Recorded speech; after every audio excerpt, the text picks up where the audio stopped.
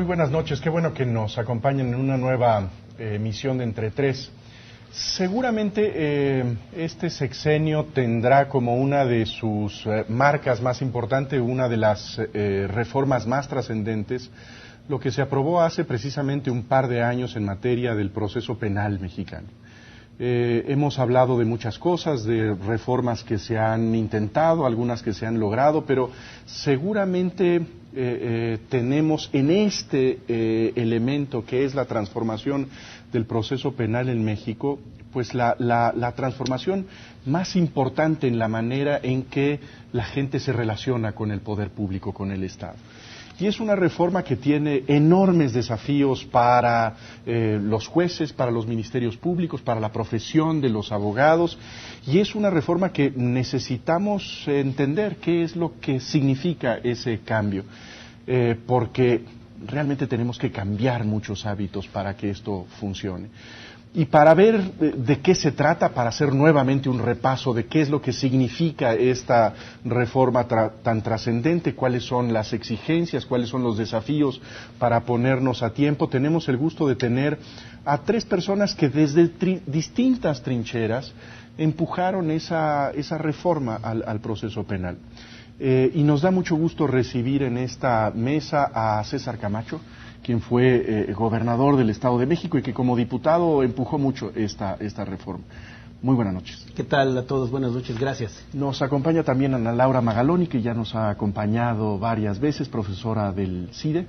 ¿Qué tal? Y Miguel Carbonell, profesor investigador de la UNAM, del Instituto de Investigaciones Jurídicas. Buenas noches. Pues yo creo que sería bueno empezar un poco por el principio. ¿Qué significa esta reforma al proceso penal? ¿Cómo podríamos definir el calado de este cambio? Bueno, a mí me parece que la reforma a la justicia penal es el cambio de un paradigma autoritario a un paradigma democrático. Teníamos un sistema de persecución criminal que funcionaba en un contexto de enorme centralización del poder, de baja incidencia delictiva, y que fue una de los instrumentos de control social, si lo podemos denominar así, del régimen pasado. Hoy necesitamos una justicia que ponga en el centro a los ciudadanos y que implica una enorme transformación de aquello que ha venido haciendo a aquello que hoy puede hacer por los ciudadanos. Ese me parece que si entendemos bien cada uno de los nuevos ingredientes de la reforma, nos vamos a dar cuenta que lo que está rompiendo es un paradigma de persecución criminal de corte autoritario, ¿no? Y por eso creo que es una reforma de enorme calado para la consolidación. ¿Cómo definirías ese cambio? ¿En qué sentido está este ingrediente democrático en la reforma? ¿Cuál es el sitio, digamos, del ciudadano? Operativamente, ¿cuál es la diferencia? Para alguien que ha pasado por esto o que quiere entender cómo procesan a un criminal antes y cómo se esperaría procesarlo en el futuro. Miren, antes funcionaba, la pieza clave del sistema siempre fue la policía judicial. La policía judicial tenía dos cosas: pactaba con los delincuentes, pero al mismo tiempo tenía una enorme capacidad de coacción e intimidación para sacar confesiones. Un ministerio público que tenía que construir un expediente para aparentar que nada de eso había sucedido y anexaba un montón de diligencias, pero realmente lo único valioso de ese expediente era la confesión extraída bajo tortura o coacción, y finalmente un juez que rubricaba esto. Hoy, cuando el poder se descentraliza, la policía sigue haciendo pactos con los delincuentes, pero ya de forma descentralizada. El mercado de la impunidad ya no lo controla el procurador. Dos, el Ministerio Público sigue siendo un funcionario que anexa diligencias a un expediente, que nunca tiene que fabricar una tesis del caso, no te tiene que contar una historia, tiene que cumplir un conjunto de diligencias que según ellos marca la ley, pero la ley no las marca, sino su formato de trabajo los marca, y un juez que se dedica a palomear que esas diligencias estén integradas. ¿Qué necesitamos hoy?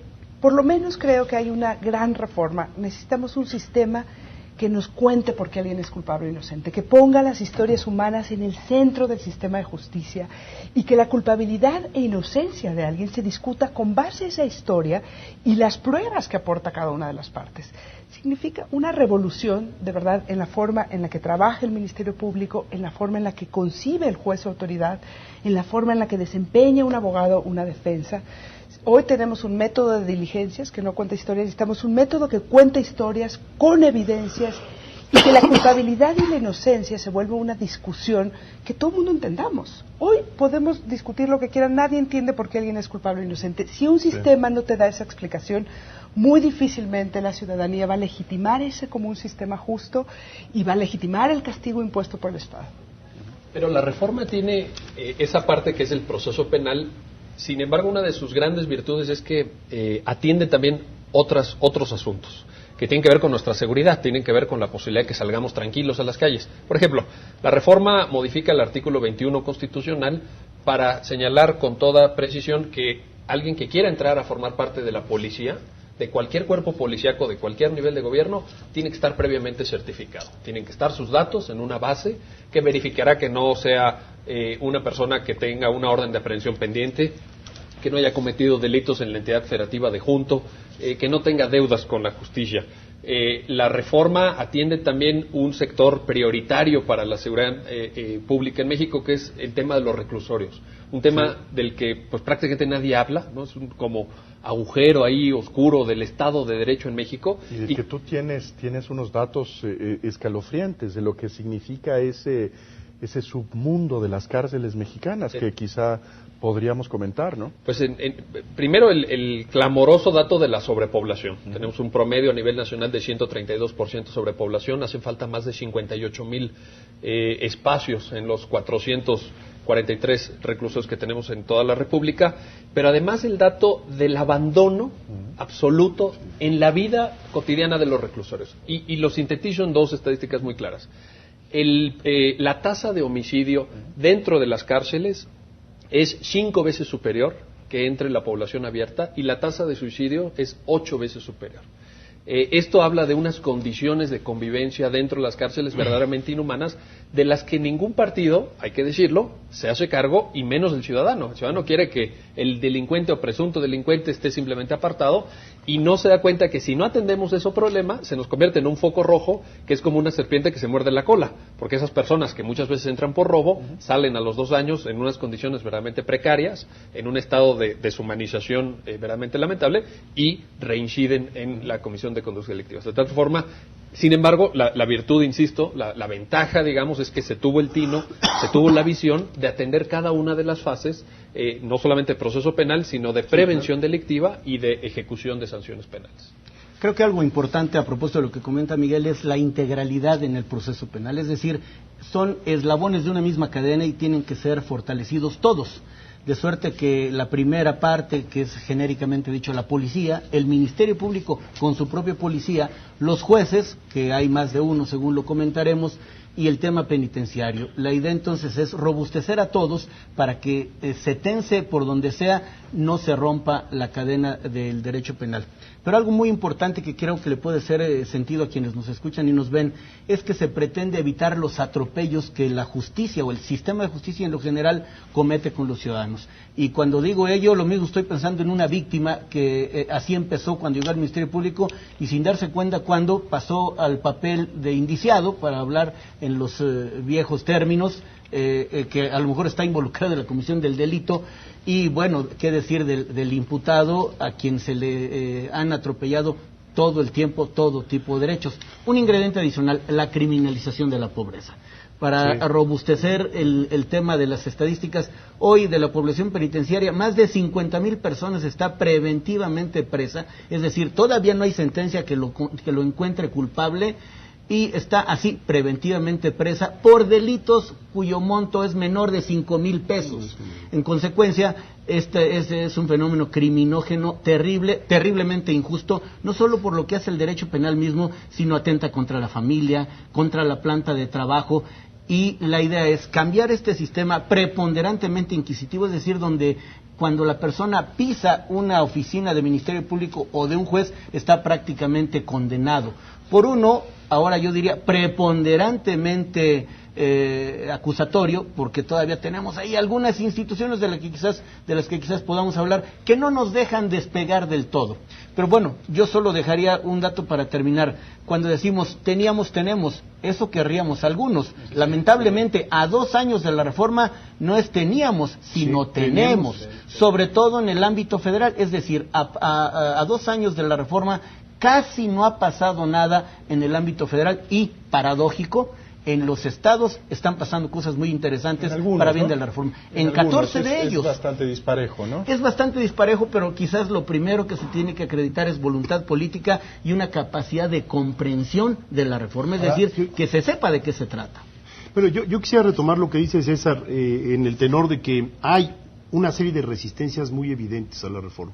Lo decía Jesús en la entrada, la reforma toca instituciones, toca también, diría yo, costumbres, toca intereses, de tal manera que hay resistencias muy manifiestas y este segundo año no podríamos decir que tenemos muy buenas noticias que brindar sobre cómo va la cuenta regresiva, porque en realidad nos quedan 5 años para terminar de implementar esta reforma. Cambia desde, y cuando digo hábitos, no lo hemos mencionado, pero los juicios orales han recibido muchos ataques. ¿Por qué? Porque los señores juzgadores tendrán que aprender a lidiar con el caso en estas nuevas coordenadas y eso no es fácil. De tal manera yo creo que convendría ser un poco más explícito en quiénes son los perdedores de esta reforma. Lo decía muy bien Ana, hoy hay un instrumento clave en el proceso que se llaman los policías judiciales. Ellos te pueden meter a la cárcel siendo inocente, te pueden dar el perdón siendo culpable. Porque la tragedia de estos datos de cárceles que mencionaba Miguel y que tú tienes unos datos muy buenos, Ana, es que pues en general están en la cárcel los que no pudieron pagar su salida, ya fuera por la vía legal o por la vía de la corrupción. Son unos datos para la Ciudad de México, para la zona metropolitana que tú has estudiado, donde un gran porcentaje son robo simple por menos de 5,000 pesos, si recuerdo bien. Entonces, esos acaban en la cárcel y a lo mejor esos ni siquiera eran culpables del robo imputado. Una vez que entras en esa maquinaria, hay una presión, encuentran un culpable, ahí está. Entonces, este magnífico documental que estará por estrenarse, creo que en septiembre, se llama Presunto Culpable, que da cuenta terroríficamente de lo que pasa, como tú dices, hoy, hace un par de años, no es una historia, un poco más, digamos, pero es una historia contemporánea. El otro gran perdedor de todo esto son los ministerios públicos, que van a tener que hacer su trabajo de investigación, hay que reeducarlos, hay que cambiar todas las coordenadas. El tercero que tú lo mencionas son los jueces, que hoy es un trabajo formalista, ¿no? De estar ahí sellando papelitos. Y el foro. También el foro se ha resistido. O sea, el foro de los abogados es un... Porque hay una reingeniería de la profesión jurídica. Es muy importante. La forma en cómo trabaja hoy un abogado es fundamentalmente a través de papeles. En los despachos se hacen las demandas, se redactan, se les saca copia y se llevan al juzgado para que sellen de recibido. Y eso sigue un trámite, se va acumulando en expedientes muy voluminosos a veces, expedientes que hay que perforar incluso con taladro. Antes con aguja, pero si son muy grandes ya es con un taladro. Entonces, la forma de trabajar de un abogado va a cambiar porque ahora va a tener que exponer los hechos del caso, la defensa de su cliente, etcétera, en público. Va a tener que hablar, va a haber gente que lo va a estar viendo y eso, desde luego, supone un cambio de hábitos muy importante. Hay una resistencia también de los litigantes en este punto, ¿no? Yo creo que aquí hay que encontrar dos tipos de resistencias. Uno, las propias del reentrenamiento, que yo creo que las mejores experiencias ha sido llamar a la siguiente generación a liderar la reforma y poco a poco irte deshaciendo de los malos elementos o de los que ya no tienen capacidad de reciclarse, pero la otra es política. O sea, pero acabo de decir una cosa un poco muy... habría que irnos despacito. ¿Qué quiere decir que los que ya no se pueden, digamos, reentrenar, qué haces con ellos? Porque son, digamos, es una parte muy abundante de una profesión y tienen que entrarle a la reforma. No es, digamos, este asunto, digamos, platónico de solo los que tengan menos de 10 años se quedan en esta ciudad, los otros los quemamos, ¿no? Así es. Bueno, pero ¿qué vamos a hacer? Pues ese es uno de los temas, o sea, vas a tener que jubilar a algunos más pronto, vas a tener que buscar otro tipo de oficios, pero si tú quieres que este sistema, no nos hagamos guaje, este sistema lo lidian las cabezas, y hay cabezas que no tienen capacidad de volver a aprender un oficio que ya es de otras coordenadas. Pero digamos, aquí lo que creo que, a mí me parece que tienes razón, pero subraya un calificativo que usó Federico hace un momento. Esto es revolucionario, en el sentido de que esta no es un cambio, no es simplemente una modificación decorativa, es un cambio radical. Es un cambio cultural. Y me parece que Si aceptamos eso, tiene que haber desde las cabezas del Estado mexicano, del presidente de la República, el procurador, el secretario de Gobernación, una actitud muy distinta a la que han tenido hasta el momento, en donde parece que es simplemente un proceso que se va administrando poco a poco y que se va ganando algo de tiempo. Tendría que haber una posición a tono con la radicalidad de la reforma. Pero ese es parte del problema. Es que cuando César subraya la inmovilidad de la Federación, en realidad lo que está diciendo es que parece que hay un presidente de la República que mandó publicar la reforma, que dio un discurso ese día, etcétera, pero que no ha demostrado mayor compromiso en la práctica. Parece que hay una Procuraduría General de la República que está dando pasos muy lentos a través de su brazo académico, que es el INACIPE, dando cursos, etcétera, pero que tampoco tiene una voluntad como de avanzar muchísimo en la profesionalización de ministerios públicos, y también un Poder Judicial Federal que va con una lentitud pues que habría que ponderar también. Es decir, esa es parte precisamente no de la solución, aunque debería serlo, sino hoy es parte del problema. Pero yo agregaría una cosa, si entiendo bien, algunos de los experimentos de los estados donde ha habido más voluntad, por no cuidar la parte operativa, también se caen. Porque no es, digamos, lo que ha salido de Nuevo León y de Chihuahua, donde no acaba de avanzar esto porque metes el juicio oral, esta parte de los procesos, pero no modificaste toda la otra operación. Son los mismos policías judiciales, los mismos ministerios públicos, los mismos litigantes, que ahora tienen un foro distinto. Sí. Pues el reto es implementarlo, porque esto no es como comprar una patrulla, ya son nuevas y entonces los policías funcionan bien. Si no cambian los policías y las formas de operar, ahí sigue. Y esto se ha centrado en el tema de la oralidad, cuando es un elemento, pero probablemente no es el único. Pero teníamos aquí, tú querías hablar... Sí, cómo no. Yo quiero comentar que hay signos evidentes de esa actitud reticente, más allá de juicios de valor. Cuando el presidente de la República asigna 0 pesos en un proyecto de presupuesto para el tema de la implementación, pues eso te dice muchas cosas. Cuando la presidencia de la República se arroga el manejo de la instancia de coordinación para la implementación del sistema, para controlar los tiempos, la integración y demás, y pasan los meses y no hay nada, bueno, se advierte que algo allí está pasando que hace que no funcione. Yo recuerdo muy bien aquellas ordenanzas coloniales, obsérvese pero no se cumpla. Es decir, cumplimos la parte formal, publicamos en el diario oficial, pero en los hechos no ocurre prácticamente nada.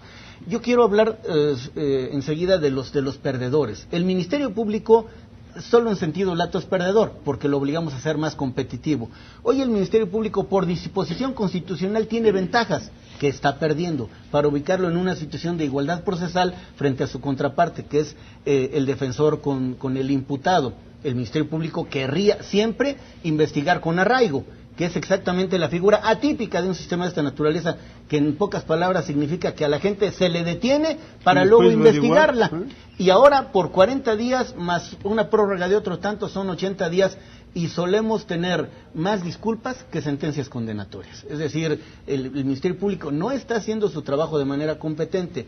El Ministerio Público tiene una figura a su alcance que el presidente de la República ponderó mucho en su momento, que es la extinción de dominio. Minar la capacidad financiera del crimen organizado, creo que siempre le representará cuando menos desbalance.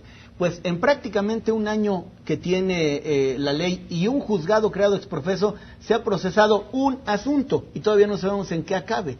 Es decir, no están aprovechando bien las medidas que la reforma trajo consigo, y lo peor, la víctima, el imputado, que son los que están en el centro de la atención de los ciudadanos, de los medios, de quienes tuvimos la oportunidad de opinar algo sobre la reforma, siguen esperándola, porque uno de los elementos centrales, la presunción de inocencia, que ya Ana Laura comentaba hace rato, opera exactamente al contrario. Las personas, podríamos decir, son culpables hasta que no demuestren lo contrario. Por eso sobrepoblación carcelaria, sí, y un grupo social que sigue viviendo en la zozobra. Y un elemento adicional que toca de soslayo, pero importantemente. Un sistema democrático es un sistema que genera confianza. Confianza a los de adentro y confianza a los de afuera. Y un elemento que nunca da paso sin guarache son los inversionistas. Es decir, un Estado-nación, es decir, un país, donde no hay la certeza de que la ley se cumpla, es un Estado poco viable para las inversiones. Bueno, un sistema penal que está por la calle, pues no puede permitirle o no atrae a los inversionistas para invertir en un país como México. Y fíjate, nada más para ponerle cifras a lo que está diciendo César, apareció hace unos días el reporte del Índice de Libertad Económica del Instituto Fraser, que lleva publicándose 20 y tantos años, 30 años. El rubro más crítico es derechos de propiedad, garantías y todo el proceso jurídico, todo lo que implica la impartición de justicia. Que es la parte civil realmente, ¿no? Bueno, pero acude, digamos, es la parte civil, pero de todas maneras acude a llama a este reclamo de los inversionistas de que al fin y al cabo algo está mal en la impartición de justicia. Lo que en dice México. lo que dice César es incuestionable. Amistad que no se refleja en el presupuesto no es amistad, ¿no? Interés que no se refleja en el presupuesto no es interés. Es increíble que le hayan asignado 0. Eso habla por sí mismo. Y sí creo que hay un ejecutivo, por decirlo menos, tímido. Yo quiero dar dos datos, si me permite. Yo quiero decir una cosa. Dos datos precisos, perdón, Ana Laura. César Nava, para decirlo por sus letras, dijo de manera pública que el sistema era un sistema consentidor. Es decir, habla de la visión, del punto de vista, o quizás aquí en la acepción más coloquial y vulgar, ve visiones, ¿no? Es decir, lo que ocurre es que hay una terrible incomprensión del sistema, no se han involucrado con él. Luego, un elemento también sine qua non en un régimen democrático es la transparencia. Pues el sistema penal que está diseñado en la Constitución lo permite, porque no solo tiene que argumentar el abogado, no solo tiene que argumentar el Ministerio Público, tiene que argumentar el juez, quien públicamente tiene que explicar los alcances y los razonamientos que lo llevaron a sentenciar en tal o cual sentido. Y otra precisión respecto a lo que decía Federico, ¿cuánto nos queda? Dice la reforma, hasta 8 años, ¿eh? Es decir, no tenemos por qué esperar a que se nos venzan los 8 años, pero en el sistema penitenciario hay algo más grave, el plazo que se dé es de 3 años, es decir, en ese tema nos queda un año y un mes. Ahora, yo sí quiero decir algo, a mí me parece que en un contexto de alta incidencia delictiva es extraordinariamente complejo construir las variables de reformar un sistema y al mismo tiempo no saber bien cómo hacerle frente a ese fenómeno. Si puedo tratar de entender la ambivalencia frente a la reforma, tiene que ver con dos cosas. La primera es imaginar que este sistema contiene la delincuencia, que ese es el primer atributo que se le ha hecho al sistema de procuración e impartición de justicia. Los sistemas de procuración e impartición de justicia no sirven para eso, sirven para otra cosa. Entonces yo creo que la primera gran ambivalencia es, frente a estos índices delictivos, mover las piezas de esto parece ser de norma ambivalente. Los procuradores, de todos los procuradores que yo conozco, están ambivalentes frente a ese tema, porque hoy pueden ganar un litigio mal hecho. Entonces piensan que si le subimos la vara, entonces van a perder más, ¿no? Ese es el primer paso. Y el segundo tema es que este tipo de sistemas no baja la tasa de impunidad. Que esos son los datos. Entonces tendríamos que empezar a preguntarnos qué queremos del sistema de procuración y impartición de justicia. Yo creo que lo que se quiere es construir autoridad. Una autoridad distinta de la de ver a unos señores golpeados en la televisión y luego que nos dicen y luego llegan a la cárcel. No, una autoridad donde cuando el Estado actúa con la fuerza de la ley, con una legitimidad distinta. Les voy a dar un dato. En el DF, de todas las denuncias, del 100% de las denuncias desde 2008, 10% llegan a sentencia condenatoria. En el sistema chileno, que es el mejor de América Latina, es 14%. La diferencia está en que en el DF llegan los que se robaron el osito de peluche, los que no sé qué. El sistema chileno procesa a unos cuantos, pero sabe muy bien a cuáles. Tienen 90% de éxito en homicidios. Entonces, empiezas a generar y tienes un sistema... Esa cifra, 90%, significa que del 90% que han sido acusados, digamos, tienen una... Del 90% del 100% de los homicidios que se cometen en Chile, 90 llegan a la cárcel. Tú lo destacabas en un texto reciente, en donde decías, la diferencia, y ponías el caso chileno, es que los chilenos, el país puede estar cierto, que quien está adentro es culpable. Es que la debe.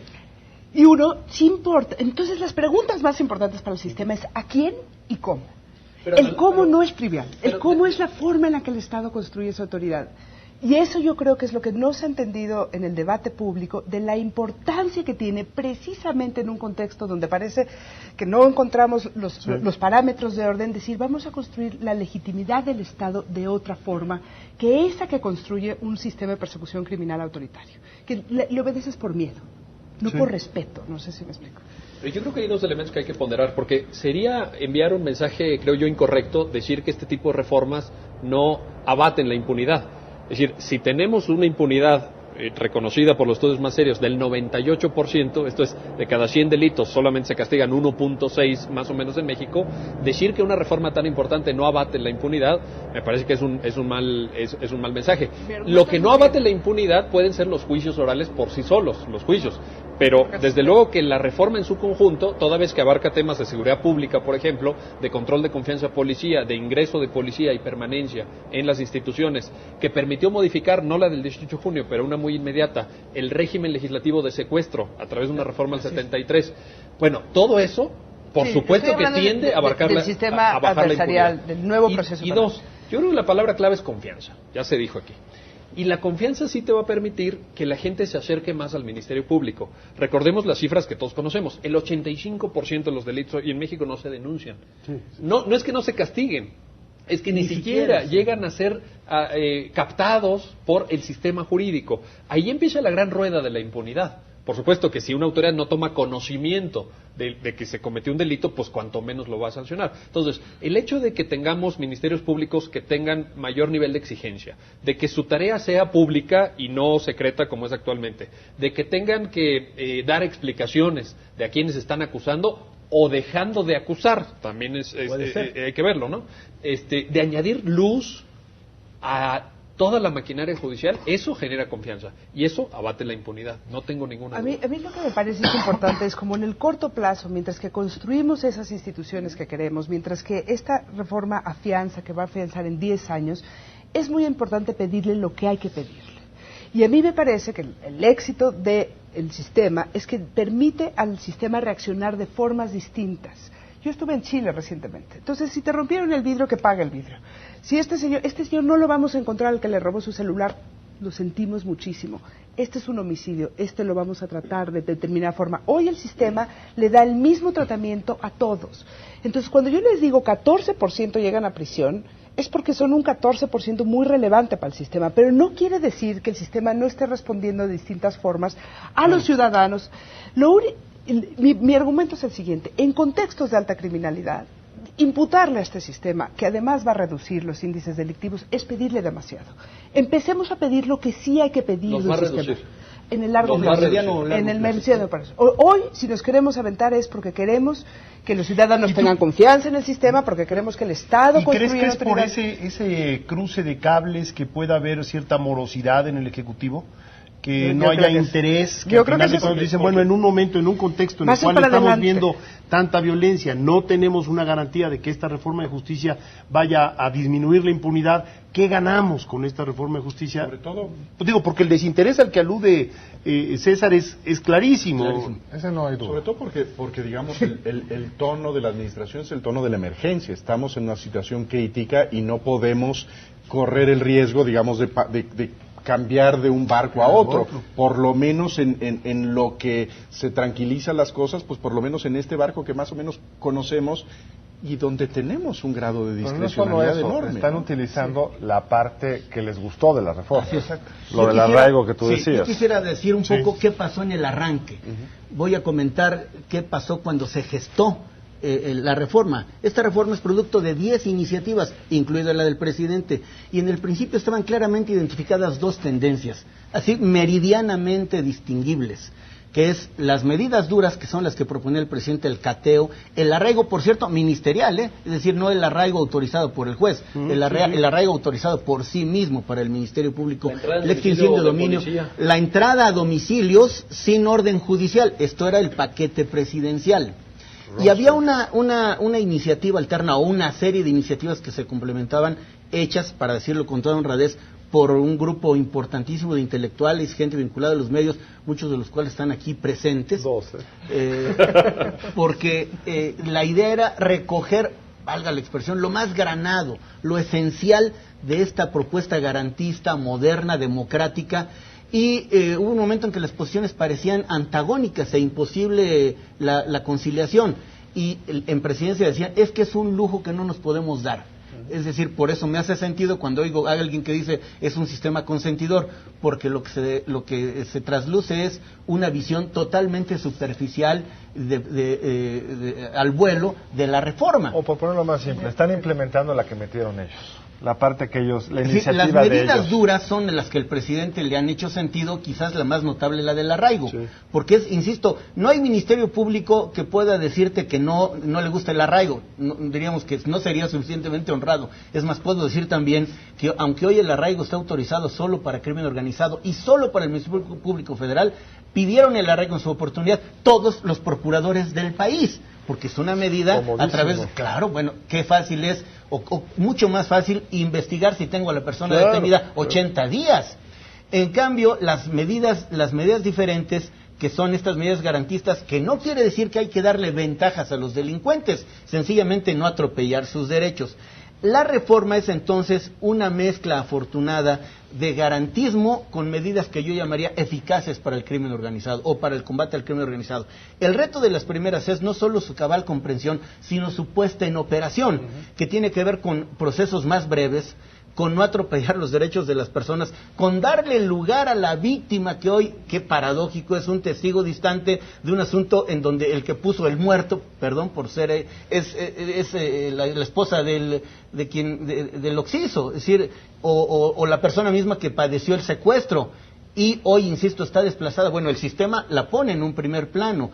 El imputado al que le va mal desde cualquier punto de vista, y no se trata de que al que la haga no la pague, sino que la pague con toda justicia, claro. No más, no menos. En consecuencia, yo sí creo, para redondear mi argumento, que es posible entrar en un proceso de reeducación, que no podemos excluir a nadie, también por supuesto le apuesto a las nuevas generaciones, pero no nos podríamos dar el lujo de prescindir de quienes tienen un importante bagaje, conocimientos, experiencia. Hay que incorporarlos, hay que persuadirlos, hay que convencerlos de que esta reforma es una reforma que hace algo que parece elemental, y por elemental hasta bobo, hace justicia, porque no atropella a unos ni a otros. Una precisión nada más, porque en esta lógica de la imagen del cambio de barco, parece que las reglas de combate a la emergencia del crimen organizado, del narcotráfico, se modificaron mucho. No es así, no es así. De hecho, en el artículo 16 constitucional se contiene un concepto absolutamente amplísimo de delincuencia organizada, con lo cual se puede meter prácticamente cualquier cosa en la que participen 3 o más personas de manera reiterada o continua. Con lo cual las reglas que verdaderamente creo que le interesan a la administración federal, esas quedan intocadas, no solo intocadas, sino que además se le adicionan 2 poderosas herramientas a nivel constitucional: arraigo y extinción de dominio. Y el boquete enorme del concepto amplio de delincuencia organizada. Por tanto, las reglas del cambio de barco, no está el cambio de barco en lo que al Ejecutivo Federal corresponde. Sí es un gran cambio de barco a nivel local, pero para atender robo, para atender homicidio común, para atender los problemas que le afectan al ciudadano. El barco, es más, tan no ha cambiado el barco que la Ley Federal de Delincuencia Organizada no solamente no se ha modificado, sino que ni siquiera hay proyecto para modificarlo, y ni siquiera hemos hablado de ese tema a nivel académico. Con lo cual, delincuencia organizada creo que va por un sector, que es lo que le preocupa a la administración del presidente Calderón, y el gran salto para bien, el salto positivo, el salto a la confianza y a la transparencia, se da en el nivel de las entidades federativas. Pero tenemos que hacer una pausa, regresamos muy pronto a ver si podemos ver, pues un poco precisar cuáles son los pendientes y qué es lo que tenemos que hacer en los próximos años.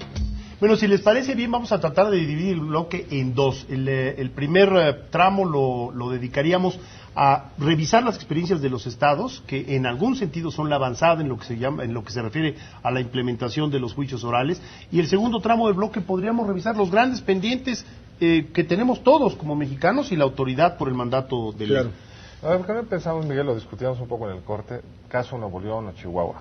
Ahí están, ya empezaron a arrancar los juicios orales, es una parte importante, pero si las policías son las mismas, los ministerios públicos son los mismos, y estamos en un contexto de creciente violencia, amenazas, psicosis, pues va a ser muy difícil que eso cuaje. Por más que puedas tener algunos datos positivos, hay otros que te lo empantanan todo, te lo enturbian todo. En esos 2 casos yo creo que hay que hacer una valoración distinta. Por ejemplo, en Nuevo León metieron a la mitad la reforma porque fue anterior a la gran reforma constitucional. Ellos empezaron un poco antes y bueno, siempre hay un costo de oportunidad. Eso nos ha pasado en materia de transparencia, en otras materias que bueno, pues el que arranca primero pues todavía no le sabe, ¿no? Entonces yo creo que Nuevo León tiene una especificidad que consiste fundamentalmente en eso. 2, Chihuahua creo que es un modelo exitoso de implementación sin dejar de subrayar algunos defectos puntuales. Bueno, salió un caso en la prensa hace una semana de un homicida confeso al que dejaron ir, etcétera. Bueno, eso pasa todos los días. precisamente pasa todos los días y por eso se crea la reforma, pues para reaccionar ante esto en el resto del país. Entonces, a Chihuahua se le ha cruzado una situación de creciente violencia, evidente, está el tema de Ciudad Juárez, está el tema de los homicidios, de los secuestros, de las extorsiones, pero que es competencia fundamentalmente federal en términos de la ley vigente, en términos de lo que dice la Ley Federal de Delincuencia Organizada. Y dos, se ha implementado en Chihuahua un sistema de juicios orales, un sistema de capacitación que yo valoro muy positivamente. El esfuerzo que se ha hecho por capacitar a jueces, son jueces jóvenes además, muy bien preparados, con una buena técnica argumentativa, con ministerios públicos que también sienten un gran compromiso por la justicia, eso es encomiable y creo que hay que subrayarlo. Eso no exculpa de algún defecto puntual o algún problema, pero bueno, eso pasa todos los días en la impartición de justicia, incluso de Inglaterra o de Suecia, vaya. Entonces, no nos asustemos por eso. Yo creo que la experiencia de Chihuahua es una experiencia en conjunto positiva. Yo quisiera agregar un fenómeno con ingrediente político. En este país estuvimos habituados a que los grandes cambios que tendrían que gestar siempre en la Ciudad de México y que como efecto de círculos concéntricos lo iban implementando los estados. Hoy es al revés. Y es un fenómeno políticamente grato ver que hay una especie de desuncimiento político de las entidades federativas y que quienes tienen buenas ideas y capacidad para concretarlas están avanzando. Decía Jesús correctamente que el nivel de avance no es el mismo. Yo creo que es así, no es el mismo, incluso hay que decirlo, no en todos los casos han dado al clavo.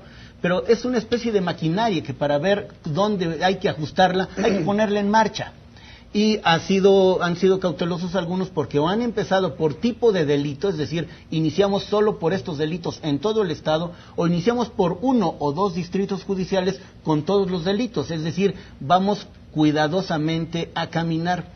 Otra cosa interesante en este orden de ideas es que la Conferencia Nacional de Tribunales de Justicia, que políticamente hace 10 años hubiera sido imposible que existiera, hoy es la generadora de proyectos tipo que en otro tiempo solamente se podría haber gestado en la Secretaría de Gobernación. Creo que esto tiene un gran valor y se ve la fuerza, la creatividad, la inteligencia de quienes están trabajando en los estados del país. A mí me gustaría ver un proceso más centralizado. A mí me gustaría que pudiéramos ir aprendiendo de las distintas experiencias y que se pudieran poner estándares más o menos homogéneos. Hoy lo que está, sí, o sea, a mí me encantaría ver un proceso más centralizado donde pudiéramos evaluar Chihuahua, aprender Chihuahua y decir esto que fue un éxito en Chihuahua se replica, esto que no jaló ya no se repite. Sí. Y lo que creo que ha faltado un poco por parte del Ejecutivo Federal es asumir ese liderazgo desde el centro, decir, bueno, vamos a hacer de este país un laboratorio de experimentación de reformas y vamos a permitir como que cierto aprendizaje sea colectivo. Ese fue el éxito del proyecto chileno. Chile empieza por los municipios, por las regiones con menos incidencia delictiva, más fáciles de domesticar y llega 5 años después a Santiago.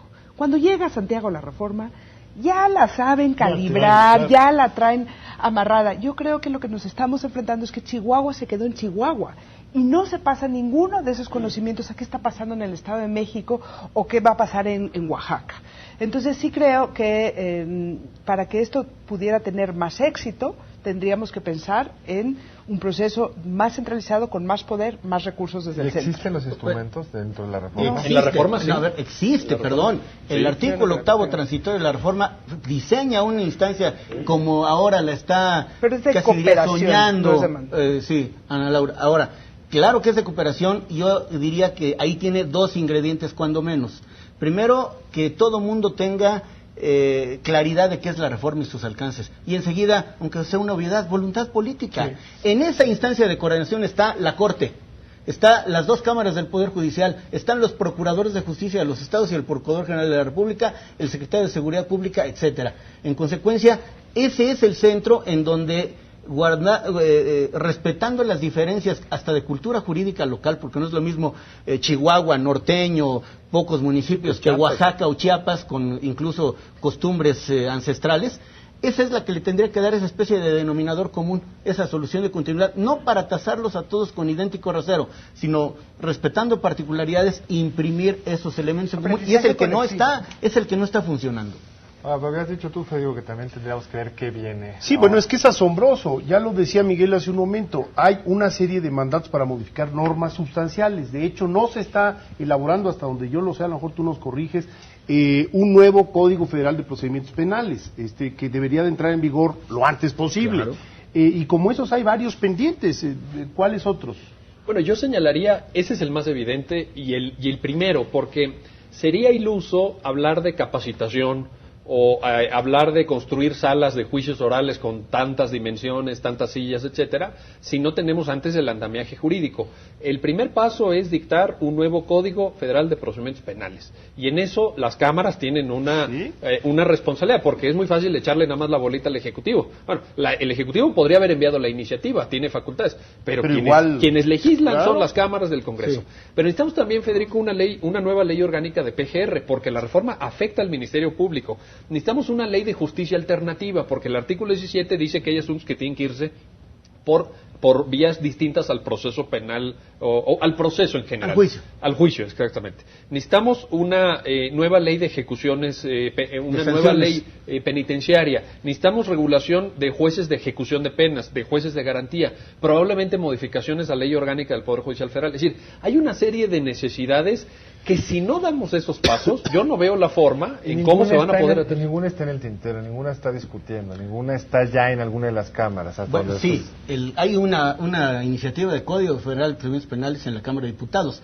No sé si se está discutiendo o no, pero la iniciativa está. Y como cualquier proyecto perfectible, discutible, lo importante es que se detone la discusión. Y yo creo que esto tiene que ver con una importante presencia de los medios, de los especialistas y de una sociedad civil harta de cómo está funcionando el sistema penal, con un agravante, entre comillas. Ya les dijimos que sí hay posibilidad y que está a la vuelta de la esquina. Es decir, ya se dio el primer paso, se ha generado una expectativa fundada, entonces lo que resta es manos a la obra. Y otra vez viene manidamente el tema de los estados. La Conferencia Nacional de Tribunales tiene un código de procedimientos penales tipo, elaborado con la ayuda de los académicos más destacados en estos temas, que, insisto, es una referencia, es un punto de partida, de suerte que se pueden hacer cosas. Y un último yo creo que el problema no es tanto legislativo, O sea, creo que hay que discutir esas leyes. Hay un montón de cosas hechas en otras partes del mundo. Cuando tú lees la experiencia recolectada por el CEJA de no sé cuántos años de reforma, dicen, lo más importante de esta reforma es la gestión. Y para eso se necesita no solamente discutir las normas, sino de verdad decir cuánto nos cuesta depurar a la policía, cuántos años de capacitación, cómo vamos a sustituir a los ministerios públicos, cuál es la nueva carrera judicial, cómo se capacitan estos funcionarios, por dónde tienen que fluir. A mí me encantaría ver esa reingeniería hecha para poder animarme, siquiera a decir, ¿saben qué? Podemos discutir las leyes porque ya sabemos qué pasa. Y ahí sí se necesita, la verdad, algunos liderazgos intelectuales, sobre todo. O sea, que poder poner en medio un plan de implementación donde diga, esto cuesta, esto que hay que hacer, así hay que depurar, así hay que capacitar. Esta es la nueva reingeniería de procesos a nivel de procuradurías. Es fundamentalmente una definición administrativa, dirías tú, es un plan de política pública completo. Es una reingeniería de la tubería profunda del sistema. Y a mí me preocupa, porque esa es la experiencia de América Latina, todos los países que discutieron las leyes fracasaron. Los países que empezaron a decir, vamos a buscar la gestión y de ahí lo reflejamos en los marcos legislativos, les fue mucho mejor. Chile fue ese caso. Y hoy dicen todos los libros el error fue centrarnos en la discusión de las nuevas leyes y olvidarnos que el grueso, el 90% de esta reforma tiene que ver con las cosas más difíciles de las reformas institucionales, que es que la gente piense distinto, haga cosas distintas, que produzca otras cosas. Pero una cosa no quita otra. Pero no necesitas el esquema para gestionar una educación legal distinta. Sí, o sea, sí necesitas un nuevo código, pero necesitas tener la visión normativo, claro. A lo que se refieren a Laura es lo que hemos llamado en muchas reuniones que hemos discutido esto, el plan maestro de implementación de la reforma. Seguro. Que incorpora cambios legislativos, cambios institucionales, la forma de relacionarse entre las autoridades, la forma de la propia capacitación de la carrera ministerial, no solamente la judicial, también la ministerial. Ese plan maestro nosotros se lo hemos reclamado, hay que decirlo también, a la instancia de implementación que está en el artículo 8º transitorio.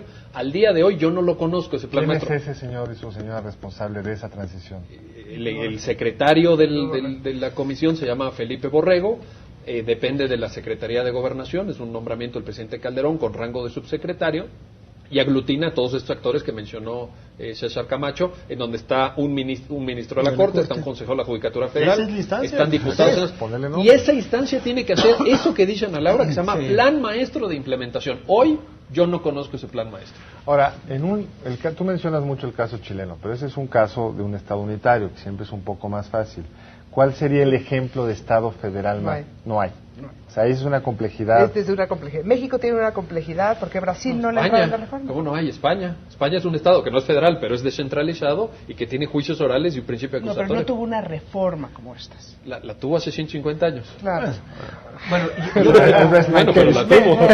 I made my exactamente. yo querría solamente comentar que, por supuesto, las reformas legislativas no son en sí mismas la panacea, ni lejanamente. Todas las leyes, esta y las que sea, son instrumentales. Claro. Primero tiene que haber un diseño, un valor jurídico, político, imbíbito en la reforma. Es decir, la reforma es el reflejo de una nueva manera de pensar y de ser. Yo creo que la reforma constitucional te dicta los trazos de esta política pública, es decir, no está en cero, el diseño está en la reforma constitucional, se trata, claro, de encontrar una correcta interpretación y una asunción de compromisos en la mesa de cara al pueblo de México, y no es exageración, para que los tres poderes digan, a mí me toca esto y voy con ello. Eso es lo que creo que falta. Pero esa ruta crítica, César, tampoco está dentro del legislativo, o sea, ustedes no tienen bueno, pues no, es que no está en el Ejecutivo, no está en la Junta de Coordinación, pero ustedes podrían actuar por sí mismos, es decir, establecer un calendario de actividades, decir, bueno, ¿cuánto tiempo nos vamos a dar para promover la nueva ¿cómo se llama? El nuevo Código de Procesos Penales, Federal de Procesos Penales. Yo agregaría a tu pregunta el hecho de que hemos hablado de la promesa de la reforma. Pero también hay un gran riesgo de que estos tiempos nos coman y que no haya el trabajo necesario y que entonces resulte una reforma terriblemente frustrante y que pueda ser incluso contraproducente. Es que el plan maestro tiene que ir con calendario. El plan maestro tiene que decir tanto tiempo para esto, tanto tiempo para el otro. Por eso es importante tener la ruta diseñada. Lo que decía Ana Laura es muy importante.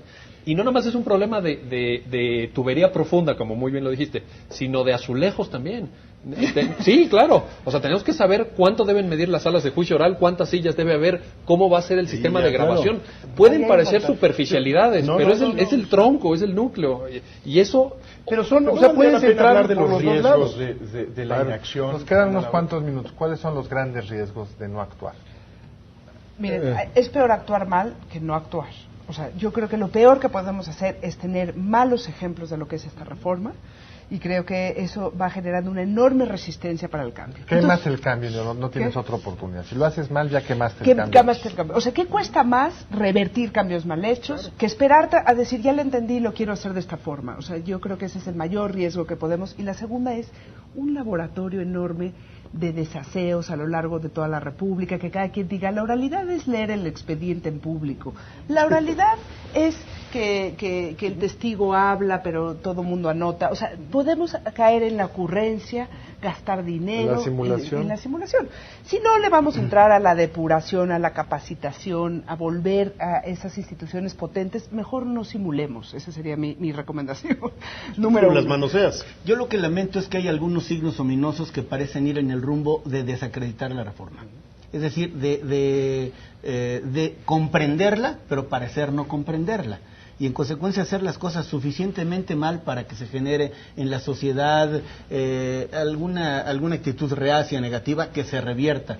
Yo creo firmemente en la reforma porque es un instrumento de justicia, insisto, porque es un instrumento que habla de que México es capaz de ser un país auténticamente democrático, y la democracia no se agota en los procesos electorales, un país donde se respetan los derechos, donde a la gente se le respeta la manera de pensar, la manera de ser, y al que la hace la paga, y a la víctima se le protege como se debe. Pero lo malo es que el tiempo se nos fue. Es una reforma complejísima, es un reto para el país enorme, están involucrados los 3 niveles de gobierno, las distintas instancias judicial, legislativa, ejecutiva, y claramente va a requerir una sociedad más participativa, más demandante, sin duda, porque al final tenemos muchas veces las instituciones que demandamos. Pues Miguel, Ana, Y César, muchísimas gracias. Gracias a ustedes. Y a ustedes que nos acompañaron en esta emisión más de Entre Tres, los esperamos el siguiente lunes a la misma hora. Buenas noches.